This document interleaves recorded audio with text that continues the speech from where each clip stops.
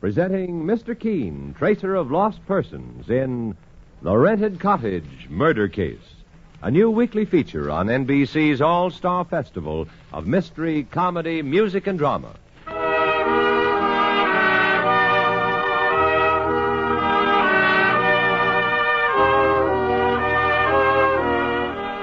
Ladies and gentlemen, once again we present Mr. Keene, tracer of lost persons, one of the most famous characters of American fiction, in one of radio's most thrilling dramas.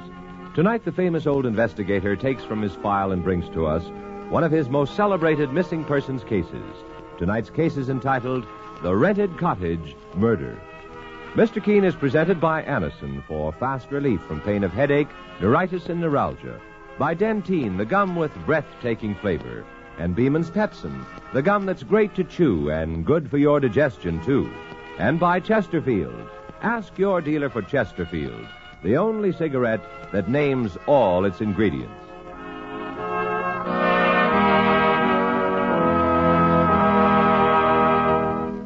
Every day you hear more and more about an incredibly fast way to relieve the pains of headache, neuritis, and neuralgia.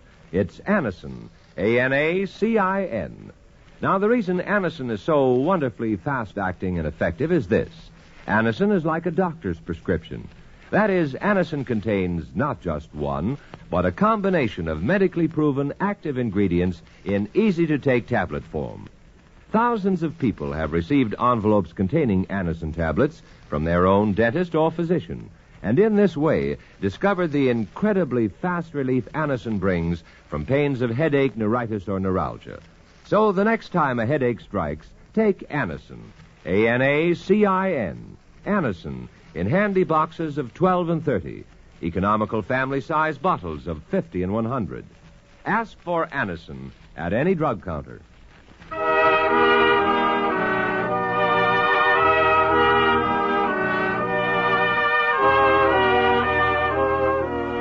Now, Mr. Keene, tracer of lost persons, in The Rented Cottage Murder Case.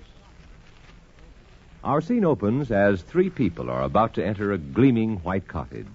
Its charm dimmed only by a large real estate sign reading, "For rent," at the lowest rental within 100 miles of New York. One of the three is the rental agent, the second a man on crutches, the third his wife. And she speaks the words that lead to murder. Mr. Burkett, you don't mean to say my husband and I can rent this lovely place for $25 a month? That's the price, Mrs. Haynes, and it's completely furnished. I'll open the door. Careful, Mr. Haynes. The floor has just been waxed. Your crutches may slide. Thanks. I'm all right. Lovely place for $25 a month, isn't it? Mr. Burkett, are you sure that's the rent? It doesn't seem possible, does it, Tom? Mr. Burkett, why should a place like this rent for almost nothing? From other places my wife and I looked at, this should bring at least $200. You're the 10th couple I've shown it to, Mr. and Mrs. Haynes, but nobody would touch it. They were afraid. Afraid? Of what? A murder was committed in this cottage. A murder? I wouldn't spend a night here for $10,000 myself. Anyway, that answers your question about the giveaway rent. You better let me show you something else. Well, my husband and I aren't the scary kind, are we, Tom? Besides, beggars can't be choosers. I've told you what I think about this place, Mrs. Haynes. A furnished room somewhere might be safer. Well, what do you think, Tom? You decide, Jenny. It may be unpleasant at first, but there's no reason for anyone to harm us. All right, Jenny. Here's $25 for the first month's rent, Mr. Burkett. I wish I had you folks' courage. I'll go to my office and be right back with a receipt. You may change your minds meanwhile. Jenny, I hope you won't be nervous living here. Murder isn't a nice thing to think about. The only thing I ever worry about is you, Tom. I want you to get well again. And this is just the place for you. I know, Jenny. And I will. Oh. Of course you will, dear. I'm simply dying to see the bedroom. I guess this is the door to it. Oh, no. It's a little hall. She fell for it like the fool she is. Hey, take that gun off me. I might have known. No, don't shoot. We'll talk this over.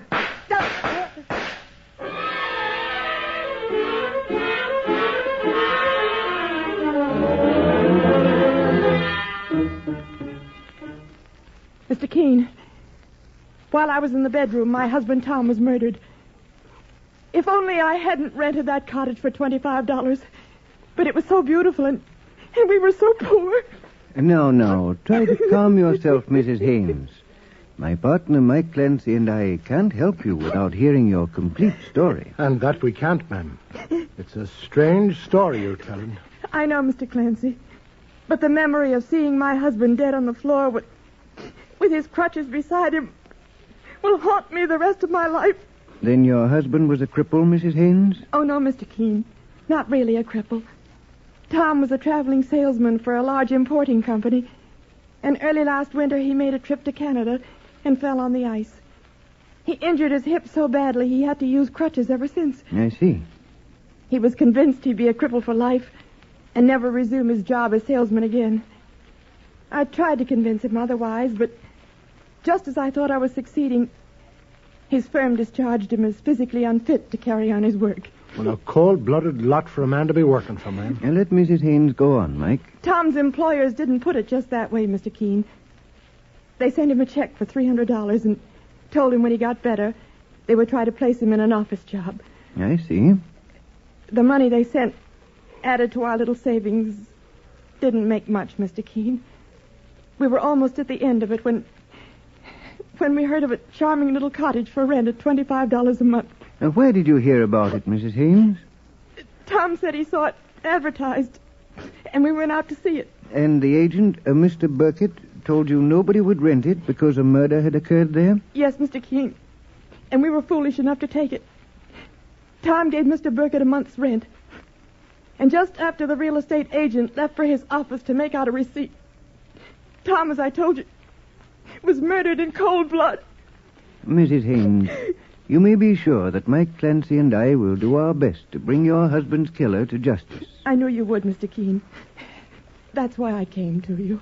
If you'll write the address of the cottage on this pad, and Mr. Burkett's address too, Mike and I will go there immediately.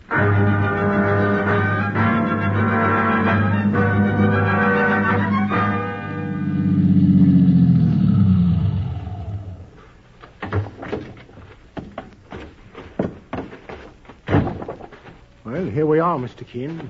The White Cottage. Yes, Mike. And as charming as Mrs. Haynes described it. Why, the door's open. We'll go in, Mike. My, see the way it's furnished, boss. Looks like an ad for a furniture store. But on second glance, it's all old stuff and ready to fall apart. Mike, every piece of furniture here is a valuable antique, imported from England. Well, I'd not give much for it. That old bookcase alone is worth several $1,000s.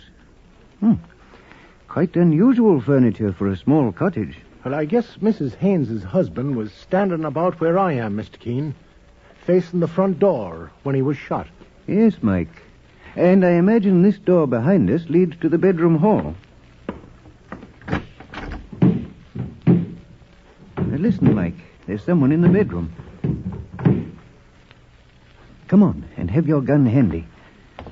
I'll go first, boss. Very well, Mike. Hold still, me bucko. Who the devil are you? My name is Keene, and this is my partner, Mike Clancy. Mr. Keene, the famous investigator? Well, that's different. Glad to meet you. My name is Orville Burkett. The man who rented this cottage to the murdered Tom Haynes? Yes, Mr. Keene. And nobody can say I didn't warn him not to rent it. I told him and his wife it was a murder house.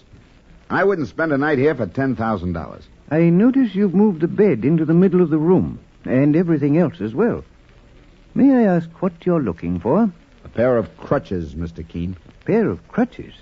When Mr. Haynes and his wife rented the place, he was on crutches. When the police came after he was murdered, the crutches were gone. They couldn't find them. I thought I might. Boss, Mrs. Haynes didn't tell us about the crutches being gone. She probably forgot to, Mike, in her sorrow and shock. Mr. Keene, I take it Mrs. Haynes has engaged you to get herself in the clear? Mrs. Haynes asked me to find her husband's killer, if that's what you mean, Mr. Burkett. Not at all. She was alone in the house with her husband when he was shot to death. Personally, I'm inclined to go to the police and suggest they arrest her for the murder. Well, listen to that, boss. He's trying to get himself off the spot. Mr. Clancy, are you suspecting me of murdering a man I'd never seen before and whom I warned not to rent this cottage? Well, if you ask me, you could have doubled back when you went for the rent receipt and murdered Mrs. Haynes' husband while she was in this bedroom. That's true, Mr. Clancy, but I didn't. Just a moment, Mike. No doubt Mr. Burkett can explain why we find him here in what seems to be suspicious circumstances. I came here to meet the owner of the cottage, Mrs. Herbert Lorraine. Mrs. Herbert Lorraine? The wealthy dowager? Yes, Mr. Keene, and she'll return here any minute. She went out for a sandwich and tea. I took advantage of her absence to look for the missing crutches. I see. And that gives me an idea that may give you a clue to Mr. Haynes' murder. It does, Mr. Burkett? The other person murdered in this house was Mrs. Lorraine's husband, and under the same circumstances. Mrs. Lorraine's husband was murdered here? Yes, Mr. Keene. That's why she gave me orders after Mr. Lorraine's death to rent the place for anything I could get. That explains a great deal. And also presents a strange coincidence. And that it does, Mr. Keene, sir. But I'm wondering, Mr. Burkett. Yes, Mr. Clancy? Are you going to tell us Mr. Lorraine was crippled like Mr. Haynes was? And that his crutches were missing, too, following his murder? No, Mr. Clancy. But the odd thing is that Mr. Lorraine had a deep sympathy for anyone who was crippled. He gave generously to cripples. A large number called on him here, and he never turned one away. Pretty story, that. It may be true, Mike. Mr. Burkett? Mr. Burkett? That's Mrs. Lorraine now. Oh, I didn't know anyone was with you. Mrs. Lorraine, this gentleman is Mr. Keene, the famous investigator. How do you do, Mr. Keene? How do you do, Mrs. Lorraine? This is my partner, Mike Clancy. Pleased to meet you. I'm glad somebody called on you to solve this dreadful murder in my cottage, Mr. Keene. I'm making the investigation in behalf of Mrs. Haynes, the murdered man's widow. Oh, that poor woman. I understand how she must feel. Mr. Burkett told me your own husband met his death here in much the same way. A year ago, Mr. Keene. I suppose Mr. Burkett told you that the Mr. Haynes who rented this cottage and was murdered was a former employee of my husband's old firm, the Lorraine Import Company? I couldn't have told Mr. Keene that, Mrs. Lorraine, because you didn't tell me. It's the first I ever heard of it. Don't you remember, Mr. Burkett? I told you when you informed me of the murder. And you said it was a mere coincidence. Mrs. Lorraine, with all respect, I think your memory is failing. Mrs. Lorraine, I'd like to speak to you privately. Will you step into the hall with me? Surely, Mr. Keene. Mrs. Lorraine, it's very puzzling why Mr. Burkett failed to tell me the murdered man was a former employee of your husband's company. Mr. Keene, I know I told him. My husband often spoke of a Mr. Haynes. He was a traveling salesman for the company. Do you recall how long ago he was discharged from his job? Because he was crippled? Because he was crippled? Why, no. But I scarcely could know. On my husband's death, his business was sold. The present owner is named Ambrose Carter, I believe. Mr. Ambrose Carter. I'll scribble that name down. From what I hear, Mr. Carter is quite a different man from what my husband was. Mr. Burkett, the rental agent, says your deceased husband had a warm spot in his heart for anyone who was crippled, and that a number of cripples came here and he gave them money. Is that true? Yes, Mr. Keene. My husband used this cottage as a sort of hideaway, but they found him, many on crutches. Is it true that you commissioned Mr. Burkett to rent this cottage for the small sum of $25 a month? Yes, Mr. Keene, and completely furnished. My husband was murdered here. I understand. Thank you, Mrs. Lorraine. Mr. Keene, about that poor Mrs. Haynes, whose husband was murdered here, too, is she in good financial circumstances? I'd like to help her. You're a good-hearted woman, Mrs. Lorraine. I realize from tragic experience how she feels. I hope to see you again.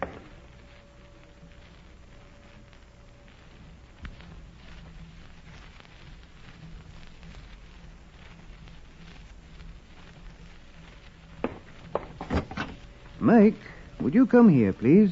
Sure, Mr. Keene. I believe Mrs. Lorraine has given me the clue to solve the murder in this cottage. She has? We will now visit the present owner of the Lorraine Importing Company, Mr. Ambrose Carter. Yes, Mr. Keene. And on the way, I'll phone the police. It's possible Mr. Burkett, the real estate man, is connected with the murder.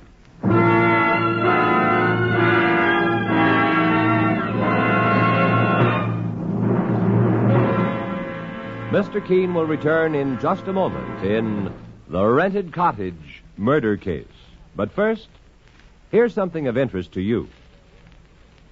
For breathless moments, for your breathless moments. Chew Dentine, the gum with breathtaking flavor. Dentine tastes so good. Dentine freshens your breath. Dentine helps keep your teeth sparkling, clean, and white. Dentine, the gum with breathtaking flavor. Before you go out, and always after eating, drinking, smoking, refresh your breath with Dentine.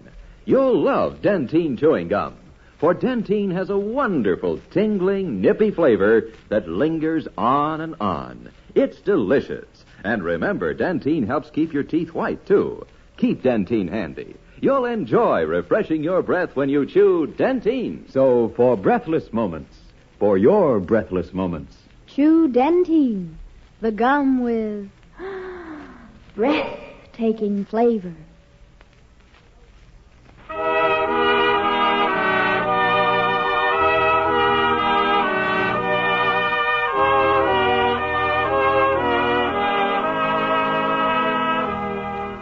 Now back to Mr. Keene and the Rented Cottage Murder Case. Mr. Keene and his partner, Mike Clancy, are investigating the murder of Tom Haynes, a young salesman, crippled and on crutches, who was shot to death, seemingly without motive, in a charming white cottage he and his wife Jenny had just rented for the unbelievable sum of $25 a month. Mr. Keene has questioned Orville Burkett, rental agent, who was suspiciously near at the time of the murder. Also, the wealthy owner, Mrs. Lorraine, who offered the cottage at such low rent because her own husband was murdered there a year ago. Now, Mr. Keene and Mike are approaching the office of the Lorraine Import Company, where the murdered Tom Haynes had worked, and which Mrs. Lorraine's husband had owned. He's come to see the new owner, Ambrose Carter, and we hear Mr. Keene saying, Here's the Lorraine Import Company's office, Mike. And the sign on the door says Ambrose Carter, President, Mr. Keene. Do you gentlemen wish to see someone? Yes, Mr. Ambrose Carter, if he's in. I'm Ambrose Carter. Well, my name is Keene, and this is Mike Clancy, my partner. Mr. Keene, the private investigator? I'm investigating the murder of Tom Haynes.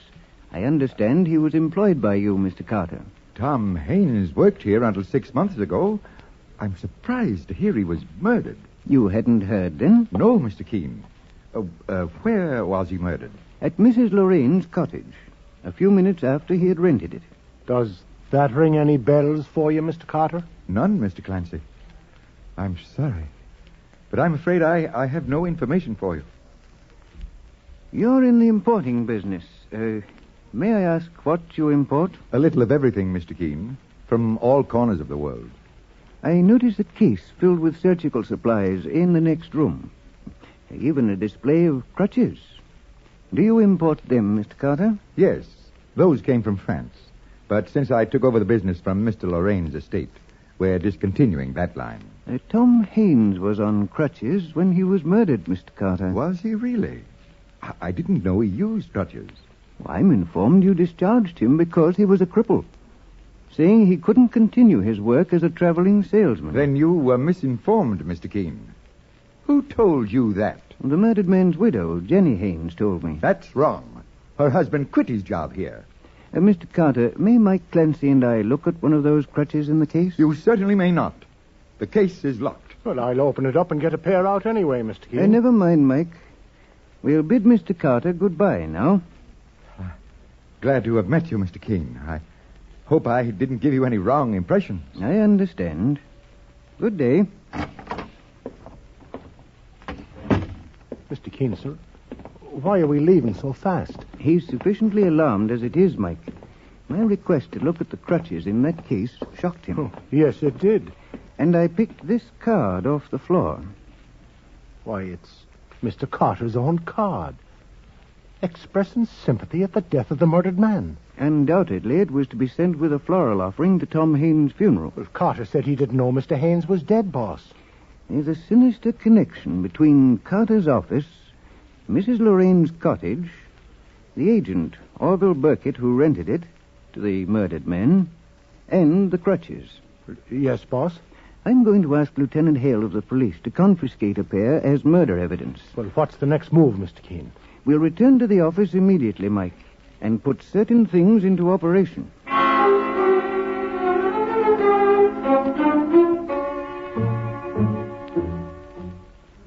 Well, Mr. Keene, sir, a lot of water has gone over the dam, considering we've been back here in the office under an hour. So it has, Mike. And this record I just found in our files should end the case. I know exactly who our killer is. Hello, Mr. Keene speaking. Yes, Lieutenant Hale. You have the crutches from Mr. Carter's office and are sending them over. Good. I suggest then that you arrest all the suspects I named to you and send them to the murder cottage. Yes, I'll deliver the murderer to the police there. Goodbye. Shall I get the car now, Mr. Keene? Somebody's at the door, Mike. Mr. Keene. Mr. Clancy. Mrs. Haynes, what happened? Mr. Burkett, the rental agent, found out where I lived. He threatened to kill me if I said anything to you about poor Tom's crutches. Saints preserve us. Then Ambrose Carter phoned me to stay away from that cottage at the price of my life. I'm scared to death. Mike Clancy and I will protect you, Mrs. Haynes. There's nothing to fear now. And when I got to our room, it had been ransacked. Even parts of the paper torn off the wall. I'm not surprised, Mrs. Haynes. Now, Mike and I will take you with us to the death cottage. Hurry, Mike, to the car.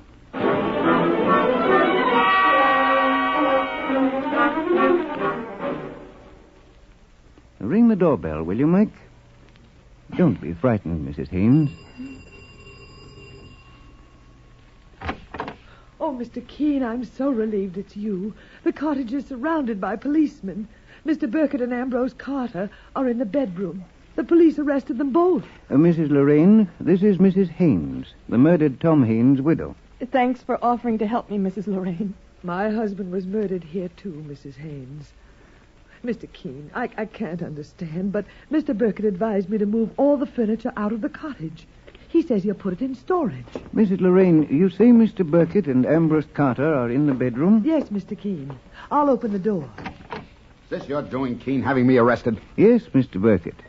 But first, tell me why you attempted to have Mrs. Lorraine move the furniture out of here. Because I think the cottage would be easier to rent that way, considering the circumstances. I see. Now tell me, why did you threaten to kill Mrs. Haynes if she spoke to me about her murdered husband's crutches? Why, Mr. Keene. Yes, Mr. Carter? Are those crutches Mr. Clancy is carrying the ones you told me Tom Haynes had when he was murdered? No, Mr. Carter. They're a pair the police took from the display case in your office. What's that? The supporting handbar unscrews and supplies a clever way to conceal narcotics. There's no dope in those crutches, Mr. Keene. I said they furnish a good hiding place. That was all. Mr. Carter, why did you phone Mrs. Haynes to stay away from this cottage in peril of her life? I was afraid this rental agent Burkett would murder her like he murdered her husband. Let me at Carter, I'll tear him apart. Hold still, Burkett, or I'll drill you. Mr. Burkett, the police found the murdered man's crutches in the attic of your house. They are a duplicate of the dope-carrying ones taken from Mr. Carter's office. Why, I don't know how they got there. I know how, Mr. Burkett. How, Mr. Keene? Mrs. Lorraine put them there after she murdered Tom Haynes. The nice lady who offered to help me? Tom's murderer? Yes, Mrs. Haynes. Try to prove it, Keene. In the rush, Mrs. Lorraine, you dropped a monogrammed handkerchief beside the crutches in Mr. Burkett's house next door. And here's your criminal record, Mrs. Herbert Lorraine. What? You were in the dope racket before you married Herbert Lorraine. He was a trusting husband, so you conceived the plan of making capital of his sympathy for cripples by designing this clever type of crutch to transport narcotics. Keep on dreaming, Keene. The cripples who came here came to get narcotics from you as your peddlers. They weren't cripples. And when your husband discovered what you were, you murdered him in this cottage. The soft fool turned on me. Was going to get the police. I had to murder him, Keene. You will be tried and convicted for the murder of your husband and the murder of Tom Haynes. Take her out to the police, Mike. Come along, Mrs. Lorraine. One thing you didn't figure, Keene, was why I offered to rent this cottage for $25 a month. Oh, yes. The game was for your accomplice in the dope racket to offer it for $25 and then terrorize prospective tenants not to take it. In that way, you could retain it to conceal a king's ransom in dope you had hidden in the furniture here. I mean, you are her accomplice, Orville Burkett. That's right, Keene. I'd rather take the rap for dope than for murder. Mr. Keene. Yes, Mrs. Haynes? You say Mrs. Lorraine murdered my husband, Tom? Well, why? Why would she want to kill him? It may help you bear your sorrow, Mrs. Haynes, to know your husband was part of a dope ring, too. No. Tom was? He knew Mrs. Lorraine kept hundreds of thousands of dollars in narcotics concealed in her costly furniture here. Oh. That's why he rented the cottage. That's why he couldn't be frightened by the murder story. And that's why Mrs. Lorraine murdered him. Oh, Mr. Keene. Your life will be better without him.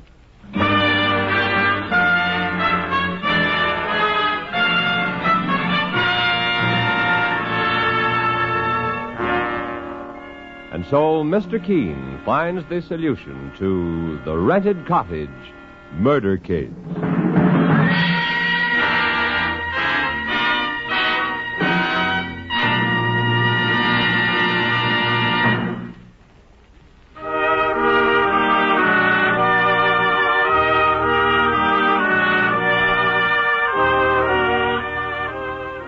Listen again next week to Mr. Keene, Tracer of Lost Persons, a new weekly feature on NBC's All-Star Festival of mystery, comedy, music, and drama. Brought to you by Anacin for fast relief from pain of headache, neuritis, and neuralgia. And by Dentyne, the gum with breathtaking flavor.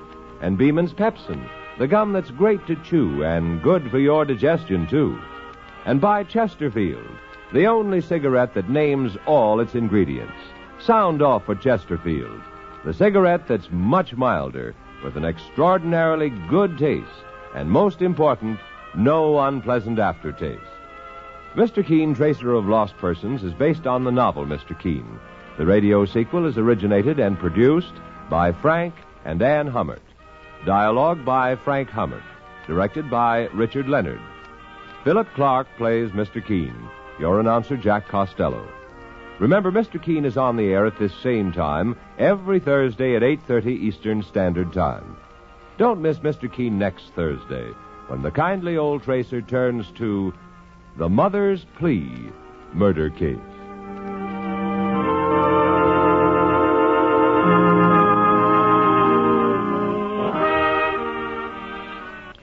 Tonight, hear report on the Washington scene on NBC.